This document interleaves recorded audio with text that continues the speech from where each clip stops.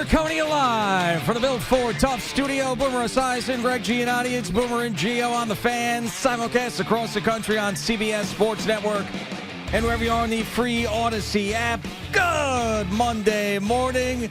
We're having a heat wave, a tropical heat wave, 100 degrees.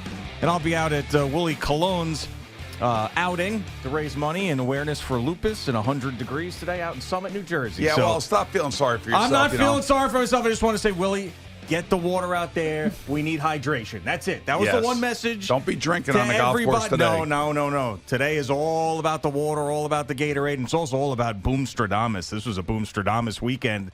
What a BoomStradamus weekend, man. I tell you, if I got one text about Boomer called it, I got 50 to 100 texts saying Boomer called it on two separate things. One, actually both negative things, unfortunately. One, Francisco Alvarez getting sent down as we had that conversation about his struggles. And then last night, NBA Finals, Game 7, calf injuries turn into Achilles injuries. Yeah, calf strain, boom, Achilles. It happened to Tyrese Haliburton, and Oklahoma City goes on to win the NBA Finals. Good morning, BoomStradamus. How are you? Yeah, good morning.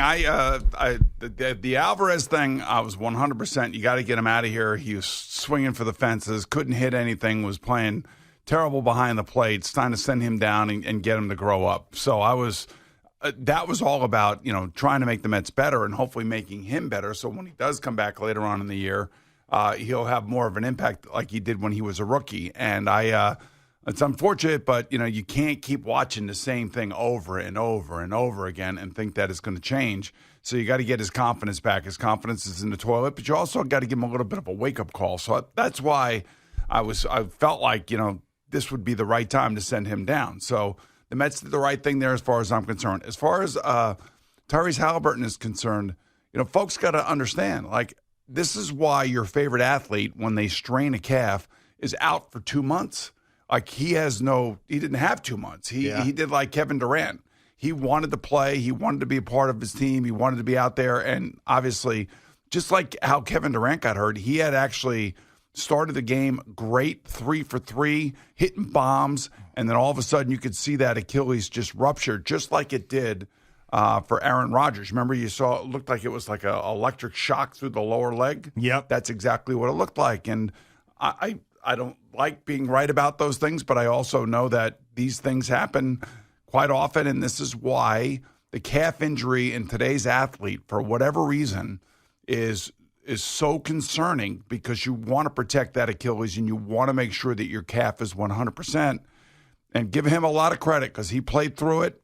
They managed it, and then unfortunately last night it came to fruition. So I don't get any joy out of it. I'm just pointing out something that I think we should all be aware of, because we're all sports fans and we all watch different athletes go through this. And it's just amazing how once you hear calf strain, what's coming next, if they continue to play through it, is going to be the Achilles. Yeah, and we knew he had to continue to play through it, and I'm sure that there was no conversation about it. This is the NBA Finals, and it's Game 7, and we're playing through this thing, and that's 3 stars in the Eastern Conference playoffs that ruptured their Achilles this postseason. Damian Lillard, Jason Tatum, and Tyrese Haliburton. And the thing, I would imagine that our buddy Marty O'Malley got a call last night. Yeah, maybe. And I would think that Tyrese would be on his way here for the hospital special surgery for Marty to take care of him, much like he took care of Jason Tatum, much like he took care of Kevin Durant. He took care of my son-in-law, Matt Martin, when he had an ankle issue, took care of my CEO, Bob Plansker, when he had an ankle issue. Wow. I almost want an injury so I can go to Dr. O'Malley so we could be in good company, The thing is that they're learning, get in there immediately, get it together, and then you're going to have to sit out for about 6 months to 8 months, depending on, how you heal, and then you got to come back somewhat slowly. As we saw that Kevin Durant basically sat out an entire year. Yeah, well, he did. And I would think that not basically. I would think that Jason Tatum may come back, maybe next January or February, if he heals well and he does good in the rehab, then maybe he'll come back a little bit earlier than that. But I would say that Tyrese Haliburton's most likely out for the year. Yeah, and the Nets it was the bubble year, right, that happened. So they did make the postseason in the bubble. But remember, Kyrie Irving didn't want to play. And there was no way that Kevin Durant was coming back in that situation. I remember the talk being that there could be a chance that he could. So, maybe with Haliburton, he has a great recovery and he can come back for the postseason, but I would be surprised if you saw him at all during the regular season. I mean, he's not going to. So we're in June right now. So late June, by the way, it's the 23rd. Yeah, I mean, so you got to give him at least 8 months to 12 months. Now there may be some newfangled therapy that they're going through and they're finding success with it, but man, you just got to make sure that thing is right, that it's tight, that it's that you don't stretch it and you have it loosen on you. I mean, there's a lot of things that go into this. It's just not easy to overcome something like this. So, and you got to be diligent when you're a player that you basically leave that foot in that boot or that cast so that doesn't move. Yeah, it's a real. It's a rough thing to come back from. Yeah, absolutely. It's becoming basketball's Tommy John. Well, and how about the NFL's torn ACLs? Yeah, I mean that's another one. So, but yeah, and unfortunately, 3 stars and all in the East. And if you're a Knicks fan, that's something that's on your mind. It just is, because you've got 2 teams, one of which that you couldn't beat in the regular season, but you beat in the postseason. Another team you haven't been able to beat in the postseason, losing their top players for a long period of time. So the Knicks are going to go without a coach, by the way. Player coach? Jalen Brunson, no coach Rick at all. Brunson? No coach at all. Nobody's going to, nothing. Just let him go play ball. Yeah. Well, we know that they're going to hire somebody at some point, but there's no doubt they probably still have their eye on Jason Kidd. Yeah, I mean, that's what it feels like, and they're going to exhaust every option until, I guess, the Mavericks give him some giant extension that he can't turn down. So, right. The amazing thing is that Fanatics Fest was incredible this weekend. Yeah. And one of the incredible things that happened is Kevin Durant's up there with Kay Adams. He's up there with Taylor Rooks. Taylor Rooks. I'm sorry, Taylor Rooks. And he's up there and he's giving an interview, and then he can hear the fans yelling, "You just got traded to Houston!" Yeah, that was amazing. Yeah, now he knew, if you listen, so the Kay Adams interview happened after this, and he knew it was going to happen. He didn't know exactly when it was going to happen. So when people were yelling at him, that was news to him that it had gone down. But he flat out said that he told them where he wanted to go, and he dictated this trade, and he knew it was going to happen. Not surprising, right? So, I mean, no, not surprising at all, but I just, like, the conversation around oh my God, Kevin Durant's at Fanatics Fest, and he found out he got traded to the Rockets. Oh my goodness. Like, he knew it was happening probably a week ago.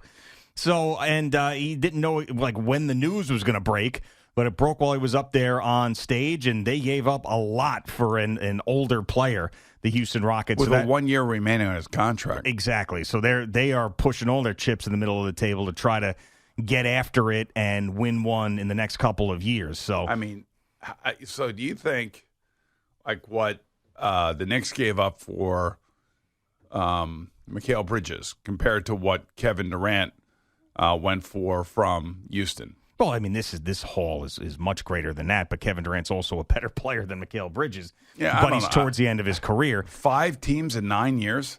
Yeah, I mean, there's something there, man. Well, of course, and that's why I didn't want him on the Knicks at all. I mean, we talked about this. I think that he's towards the end, and I think there's also this aura around Kevin Durant. Like, the Knicks clearly still were interested in him and wanted him. And I don't think he's going to be the guy to put you over the top. He clearly wasn't in Brooklyn. He wasn't in Phoenix. I don't think he's going to be in Houston.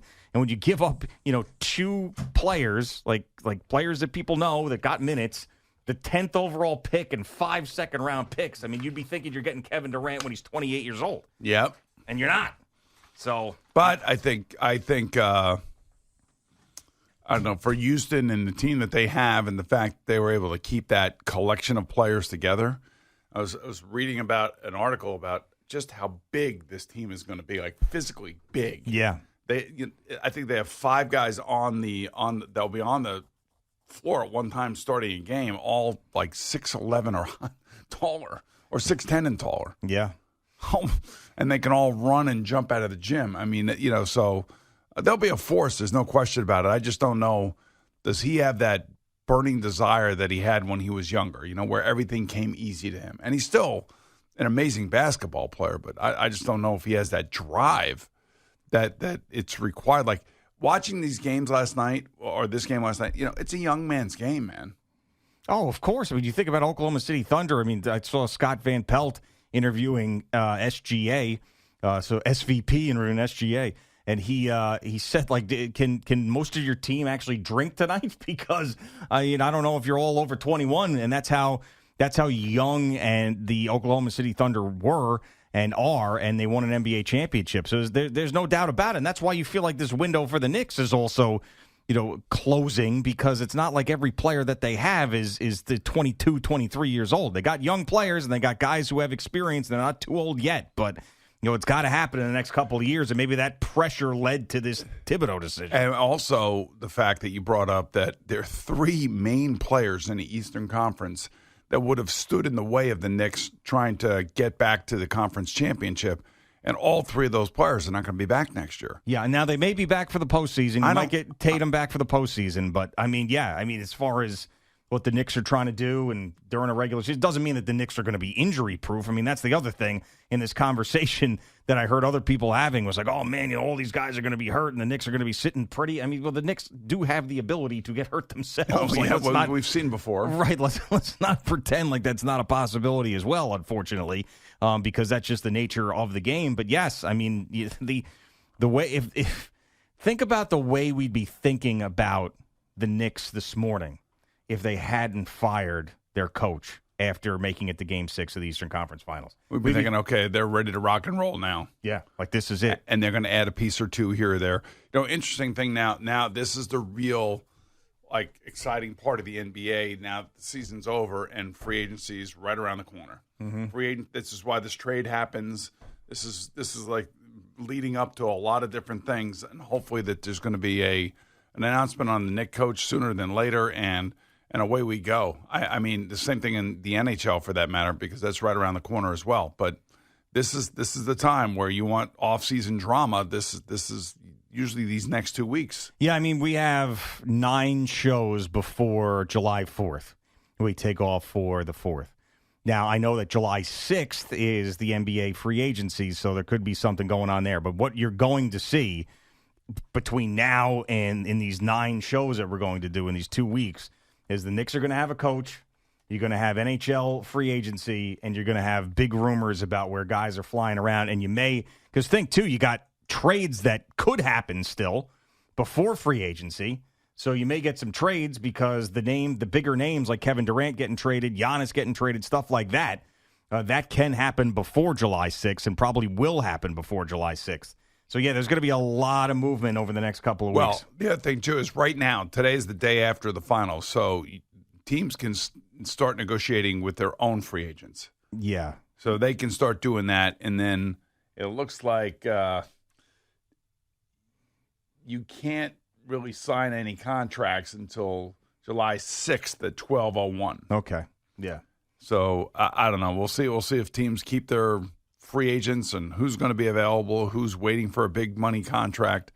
And I don't know, man. It's just this is the time where it really should ramp up and the drama should get going, because the decisions that Leon Rose makes will ultimately determine where this franchise is headed, depending on who the coach is going to be and who are the new pieces, or if he decides to go swimming in the big end of the pool again and make another trade and another acquisition. Yeah, but they are right there. I mean, with this group that they have now, they are right there. And this head coach hire is even more important with what happened last night. I mean, you're talking about a Pacers team that they played well and beat them and ended up being the better team, the Pacers. If you don't blow game 1, who knows what happens. That took the Thunder, the best team in the NBA, with the best player in the NBA, to a 7th game. And who knows if Haliburton stays healthy, maybe they win that game. The Knicks were that close.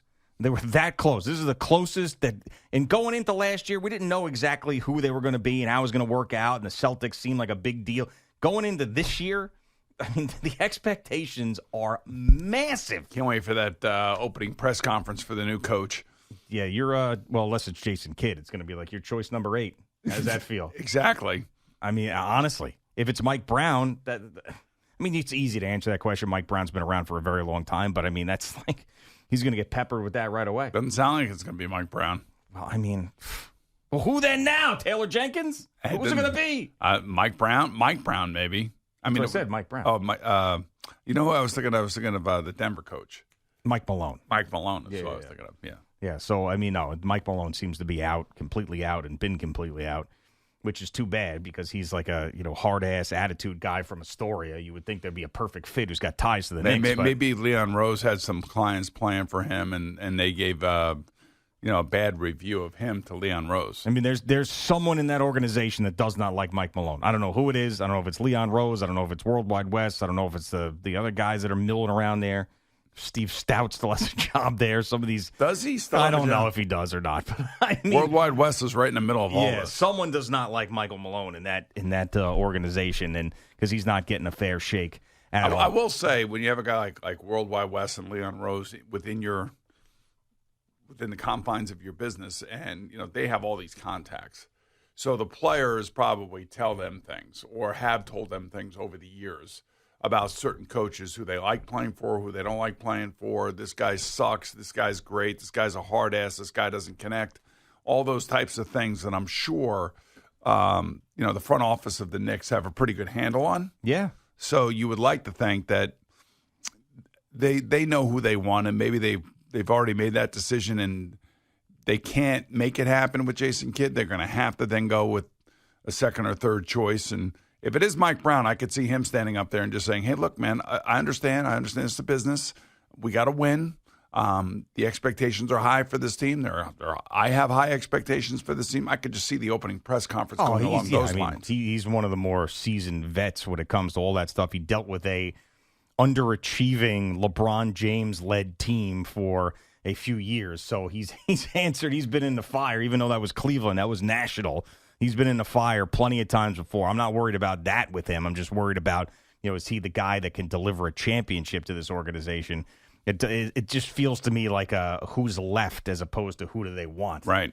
And that doesn't feel great. All right, just getting started this Monday morning. Get an update from Peter Schwartz coming up in just a few minutes. Plenty more to get to, including the Yankees taking 2 out of 3 from the Orioles. The Mets continuing to stink. A brutal one last night on Sunday Night Baseball. Got some weather for you right now.